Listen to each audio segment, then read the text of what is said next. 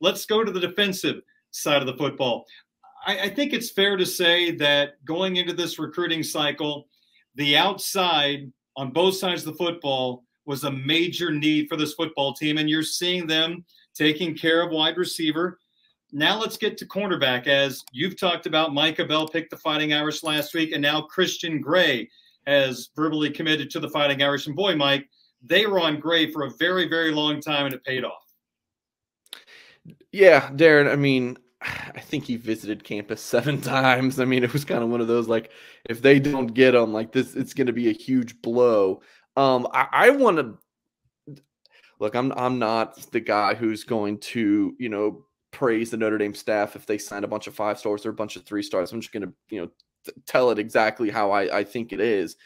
The Gray recruiting win is one of the more impressive recruiting wins I've seen. Not only, I mean, they beat out LSU, Ohio State, USC. That alone is pretty impressive. Alabama had offered him as well. So, I mean, for Notre Dame, this is their highest ranked cornerback recruit since 2007, according to the 2023 consensus ranking.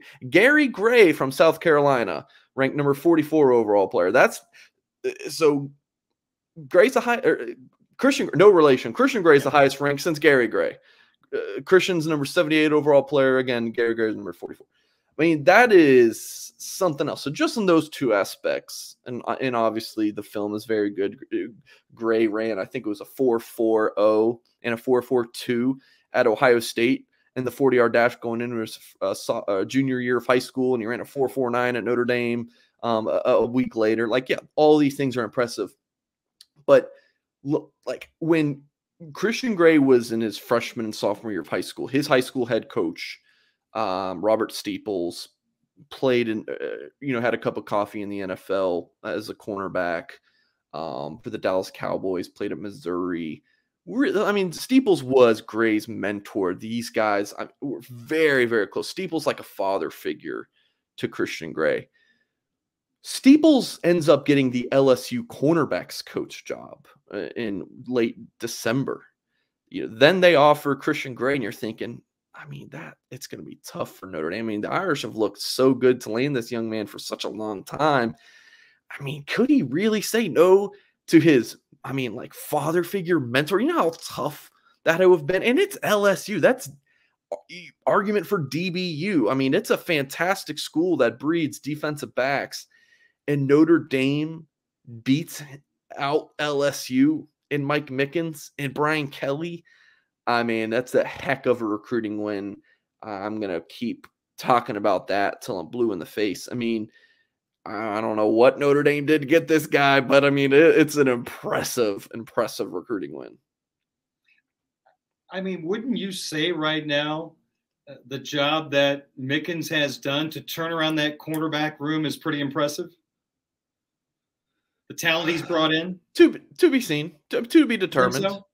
To be determined. I mean, the 2021 class, Philip Riley, Ryan Barnes. I know I'm forgetting someone. And then last cycle, Benjamin Morrison, Jaden Mickey, and then Jaden Bellamy. I mean, it's very much to be determined. Michael Bell, Christian Gray, I think are fantastic hits, but yeah, I don't have a super strong opinion yet either way, because we just don't know. I mean, that 2021 DB class, I think they signed 5. 2 have already out, or 2 already left the program. Got Barnes.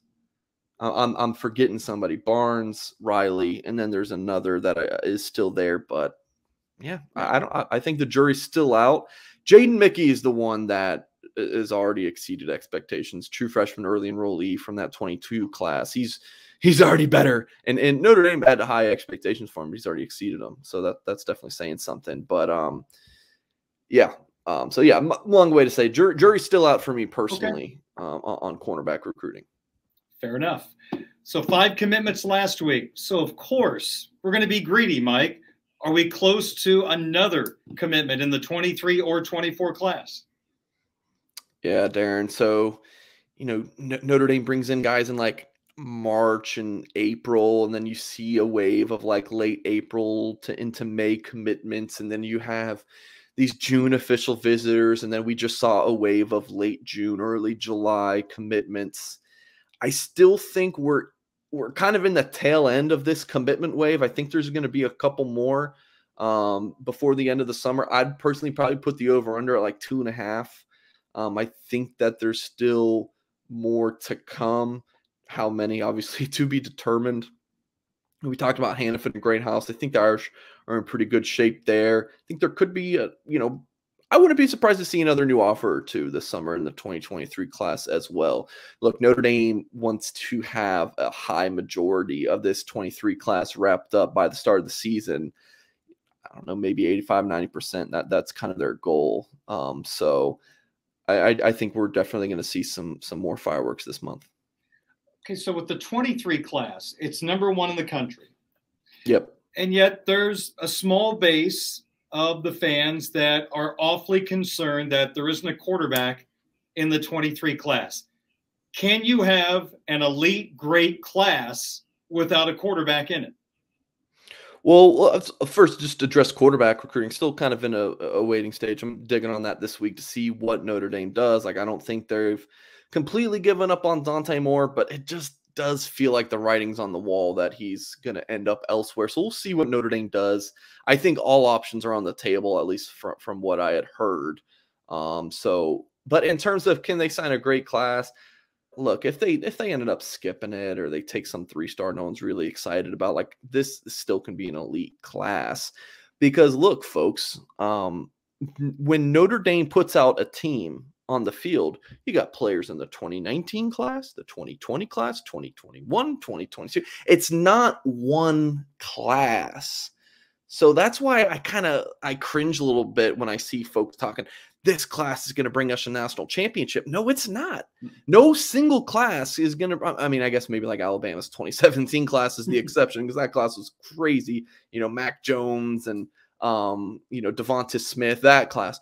But for the most part, that's just not how this works. It's multiple classes you put together. So this class can help, with Tyler Buckner or Steve Angeli or, whoever at the quarterback position. You get pieces around them. It doesn't necessarily have to be the quarterback from the 2023 class. It's a group effort from multiple classes. It's not just one cycle. So I know that's kind of an elementary thought, but yeah, I still see people saying, "Oh, this is the class that's the national championship class." Like, no, it's not really how it works unless you're Alabama.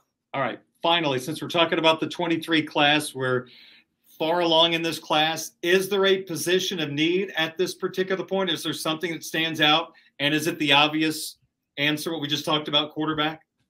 Well, they need to close strong at receiver. I mean, Keon Keeley is a position of need unto itself. Just keep the one of the best players in the country. I think you can make a really strong argument that Keeley is the best non-quarterback recruit in the country. Like, everyone loves the quarterbacks in this class. Keeley, I think, is the best non-QB. Still a little bit work to do at safety, linebacker, running back, but it's quarterback for sure. That's the biggest area of need. I mean, I feel like a broken record at this point, Darren, but it's quarterback, receiver, and corner. And those are the 3 that have been the biggest areas of need for this class. And it's really Notre Dame recruiting as a whole. And I think they've done a really nice job at corner, getting Bell and Gray. I think if things continue to trend the way they are at receiver, I think they're going to do really well there. And it's just like, all right, what now at quarterback? Does CJ Carr reclass? Can they pull off a now upset and get Dante Moore? Do they go, flip the Baylor quarterback commit, Austin Novosad, maybe Brock Glenn from the Memphis area? I mean, there's just many options. We'll just kind of have to see where they go.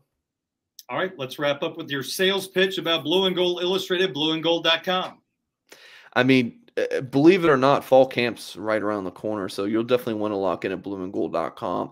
We should have 4 or 5 reporters at every open practice between, Patrick Engel, Tyler Horka, Ashton Pollard, and Todd Burlage, a photographer. I mean, like, we'll have a ton of people present. So Blue and Gold will definitely be the place to be to get all of the scoop on how the players are looking, what the coaches are saying, and of course, tons of recruiting insight as well. So yeah, blueandgold.com, $1 for 1 year premium access.